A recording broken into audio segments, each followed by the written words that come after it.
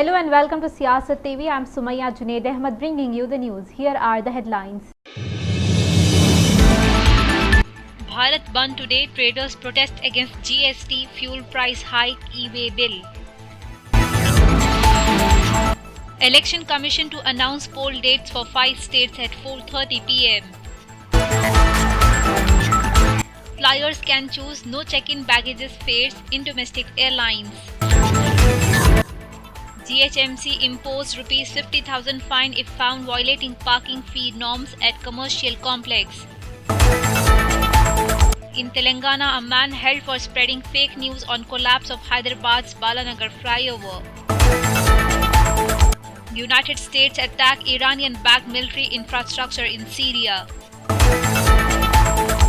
United States President Joe Biden raises Yemen human rights in call with Saudi Arabia's King Salman bin Abdulaziz Al Saud.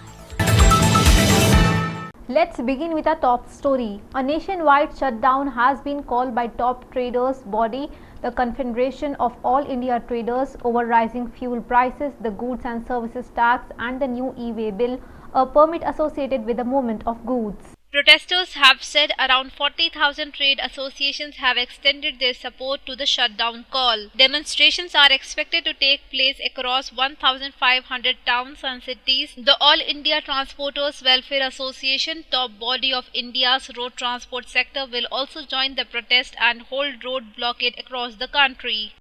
Moving on to our next story, Election Commission will announce poll dates for Tamil Nadu, Kerala, West Bengal, Assam and Puducherry later today. The states are due for the elections in April or May. This is the first major set of elections to be held in the middle of the coronavirus pandemic after the Bihar election.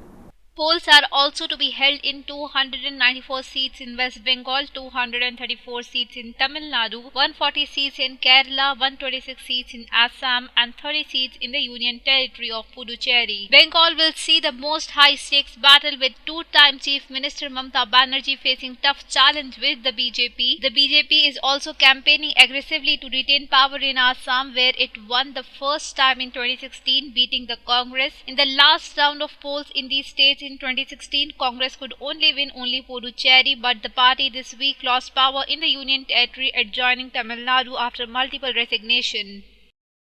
Dalit labor activist Nandeep Kaur, who was arrested on 12th of January from the labour's protest at Kundi border point, was today granted bail by the Punjab and Haryana High Court in the attempt to murder case.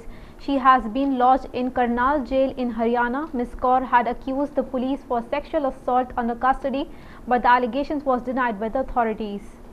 The court will consider separately her allegations of illegal confinement by the police. Her advocate Harinder Deep Singh told media persons today following the court order. He said it will also look at her medical records at different dates. Following the arrest, Nandeep Kaur faced slew of charges: murder, extortion, theft, rioting, unlawful assembly, extortion and criminal intimidation.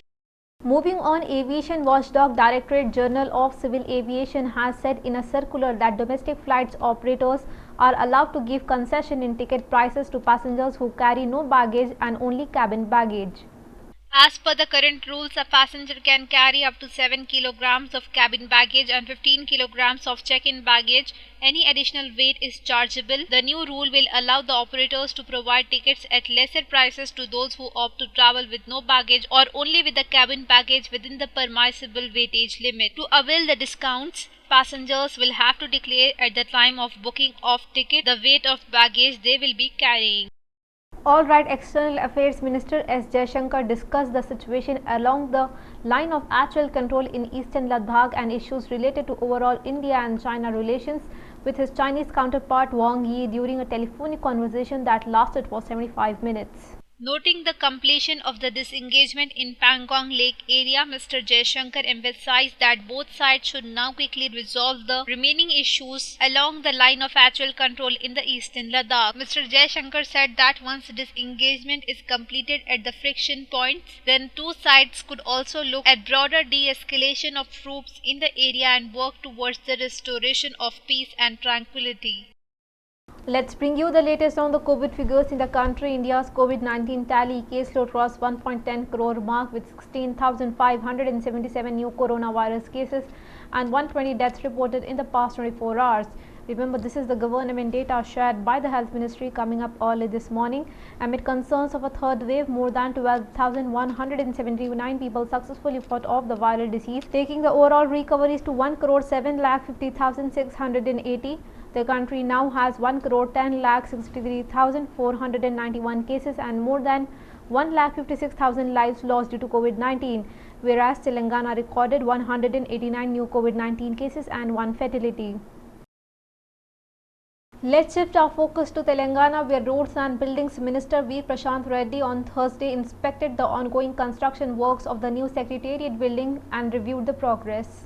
During a surprise inspection, the minister interacted with officials to check the progress of the work and inquire whether the works were being executed as per the work chart at all blocks that are under construction. He said following the Chief Minister K. Chandrasekhar Rao's direction, the Road and Building Department has taken up construction works in an efficient manner. All measures are being taken to ensure that the structure lasts for over 200 years and withstand earthquakes. Beware while parking vehicles at commercial complexes, as the Directorate of Enforcement, Vigilance and Disaster Management, a wing of GHMC, is gearing up to impose a fine of ₹50,000 for violation of state parking norms.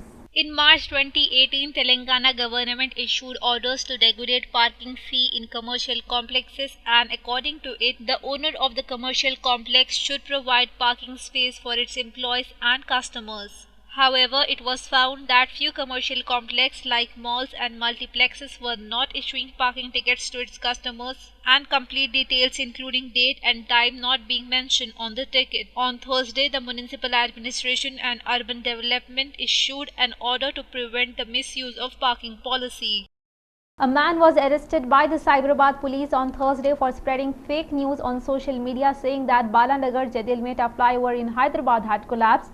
The police who came across the fake video later verified that the video was shot 2 years ago when the flyover at Varanasi of Uttar Pradesh collapsed. In the flyover crash in Uttar Pradesh, around 18 people were killed in the mishap. On Wednesday, the video claiming to be Balanagar video being collapsed gone viral on social media platforms. A man named Srinivas who shared the news was taken into custody. He said that he circulated the video without knowing its authenticity. Another 17 persons who shared the video were also identified. The police said that they would register case against people who spread such information which creates panic among the people. COVID scare is here again. Within 24 hours of the center ranking Telangana as the 4th among the state with highest change in number of all active cases, some employees in the state secretariat tested positive. It is learned that 3 positive cases were reported from irrigation and 2 other departments, sources said, while employees who tested positive have been asked to undergo necessary medical treatment. All the primary contact persons in those departments have been asked not to come to the office until they test negative. If restrictions are not reimposed, there is a very possibility to fast spreading of the virus. In view of the new development, the employees are demanding that they should be considered as the frontline workers and vaccine should be administered to them on priority basis. Officials said that the government should take extra safety measures to contain the spread of the virus by introducing alternate day working system with 50% of staff like it was done during the lockdown period. Moving on to our international news, the United States military says it carried out attacks on facilities in eastern Syria used by Iran-backed militia on Thursday, following recent rocket attacks on the US troop location in Iraq. Pentagon spokesman said in a statement at President Biden's direction, United States military forces earlier this evening conducted airstrikes against infrastructure utilized by Iranian-backed militant groups in eastern Syria. He said these strikes were authorized in response to recent attacks against American and coalition personnel in Iraq and to ongoing threats to those personnel. According to the Pentagon, United States fighter jets dropped 7 500 lb Joint Direct Attack munition guided precision bombs, hitting 7 targets, which include a crossing used by the armed groups to move weapons across the border. Well, Sri Lanka will begin giving permission for the Muslims who die of COVID-19 to be buried following an outcry over the government's decision to cremate all those who died of the coronavirus. Sri Lankan Prime Minister gave the assurance on Wednesday in response to a question from lawmaker in Parliament. Sri Lanka made compulsory the cremation of all people who die from COVID-19, saying the virus in human remains could contaminate underground water. Muslims and non-Muslims have protested against the rule over the past year, calling it unscientific and insensitive to Muslim religious beliefs. The United Nations also raised concerns with the government. The World Health Organization and Sri Lankan Doctors Group have said COVID-19 victims can either be buried or cremated. The United Kingdom has announced new sanctions on the Myanmar generals behind the 1st of February coup and said British companies could not be doing business with the military-linked firms as tensions rose in Myanmar amid mass opposition to the military takeover. The latest measures are aimed at military chief Min Aung Hlaing as well as 5 other members of the State Administration Council, which was set up by the military to run country following the coup. Every member of the council is now subjected to United Kingdom sanctions. In addition, the British government said it would suspend all promotions of trade with Myanmar to carry a review of its approach to trade with the Southeast Asian nation. United States President Joe Biden spoke for the first time since becoming president with Saudi Arabia's King Salman bin Abdul Aziz Al Saud on Thursday as the United States prepared to release a report about the 2018 murder of Saudi journalist Jamal Khashoggi. The White House said in a brief statement after the call he affirmed the importance of the United States' place on universal human rights and the rule of law. The White House said Biden emphasized the United States' commitment of assuring Saudi Arabia's security from threats of Iran and discussed the renewed diplomatic efforts to end the war in Yemen. The new Biden administration has taken a tougher stance towards Riyadh than prior Trump administration, pushing an end to the civil war in Yemen and greater recognition of human rights in the kingdom. Before we wrap up our bulletin, let's have a look on our headlines. Bharat Bandh today, traders protest against GST, fuel price hike, e-way bill. Election Commission to announce poll dates for 5 states at 4:30 p.m. Flyers can choose no check-in baggages fares in domestic airlines. GHMC imposed Rs 50,000 fine if found violating parking fee norms at commercial complex. In Telangana, a man held for spreading fake news on collapse of Hyderabad's Balanagar flyover. United States attack Iranian-backed military infrastructure in Syria. United States President Joe Biden raises Yemen human rights in call with Saudi Arabia's King Salman bin Abdul Aziz Al Saud. These were all the updates. More news on the other side. Thank you for your time. For more news, stay tuned to Siyasat TV.